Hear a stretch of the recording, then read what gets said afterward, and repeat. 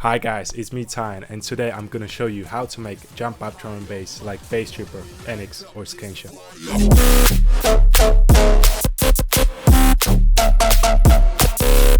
I'm pretty sure you all notice how drum and bass is taken all over the place right now with all these huge releases.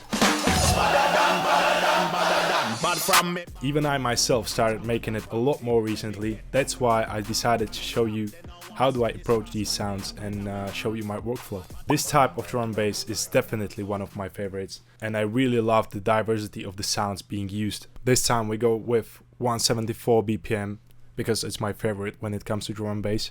The first thing you want to have done when you're making jump up drum and bass are solid drums.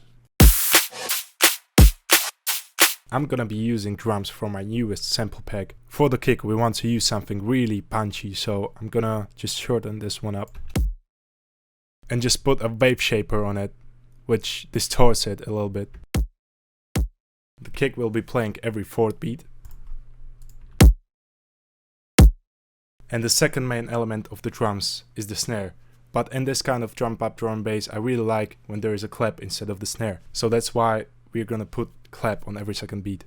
Also I'm gonna use a little layer from snare for the highs. Next I'm gonna add a head loop which will glue it together a little bit.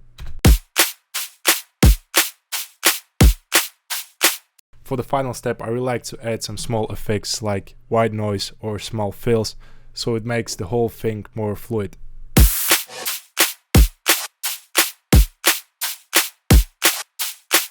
And there we have really sick jump up drums. Now with proper drums we can move on to the next part, which is the bass. The bass in jump up definitely plays the key role and you have to make it tight. Okay. We will make one in C room.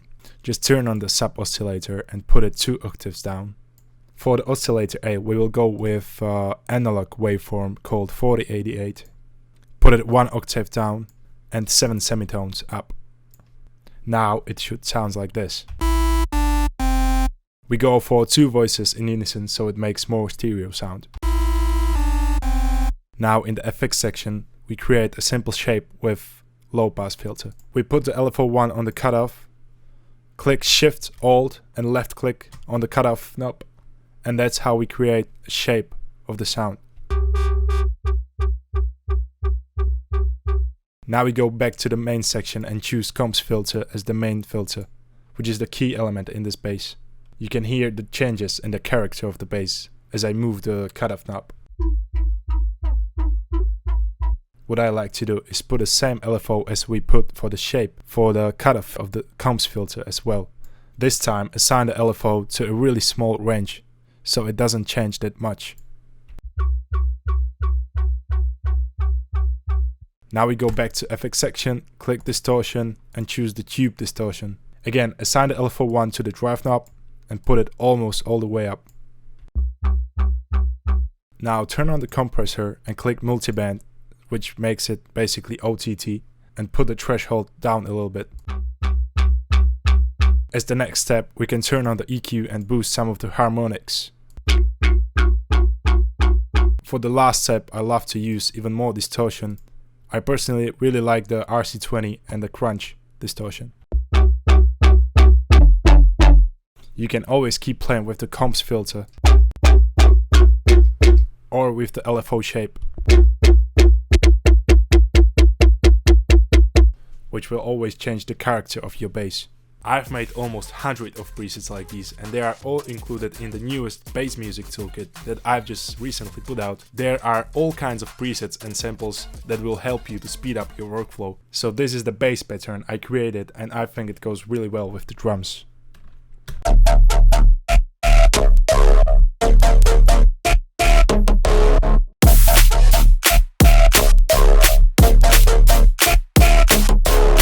It's still really empty at some places. That's why I'm gonna show you my next secret sauce, which is my favorite. Select small amount of your drop, find a mixer channel where your bass is assigned to, choose whatever reverb you like to, turn up the low cut because we don't really want to make reverb from the bass frequencies, and create automation clip for the wet level. Now we can fill up the empty spaces with the reverb from the bass really easily. When you find these empty spaces, you need to fill them up with small reverb ramps, or at least I call them that way. If you right click on automation point, it will create a new point, and this way you can create a small reverb ramp which will basically fill up the empty space. And after a few minutes of playing around, I think we successfully filled up the empty spaces with the bass reverb.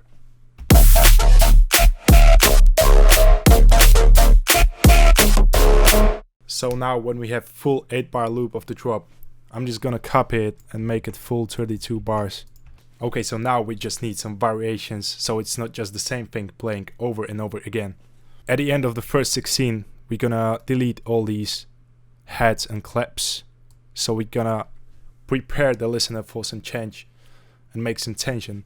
We can also adjust the reverb automation so it fills this whole empty space right here. We can also use some additional effects.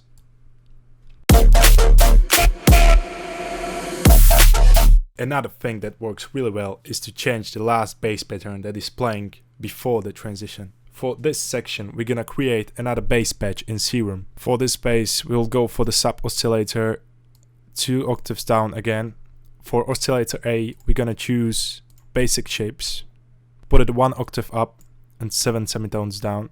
Now from the warp menu, we'll go for bend plus and put it almost all the way up.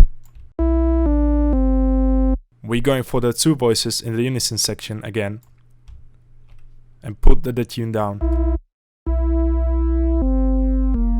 Now we can dive into the effects section where we will go again for the tube distortion, as well as the OTT kind of compressor thing. Now in the main section we are going for comps filter again and do the same thing.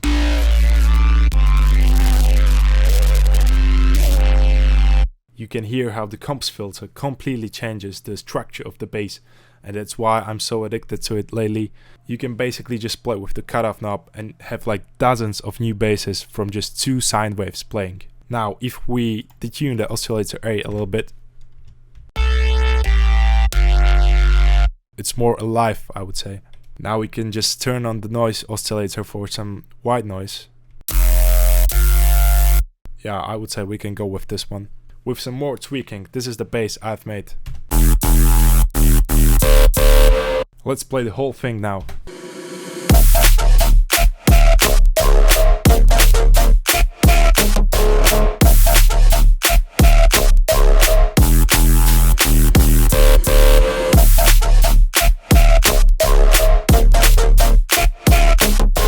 So yes, I would say the drop is pretty much done, and the best thing is you can make a tons of combination with basses like these.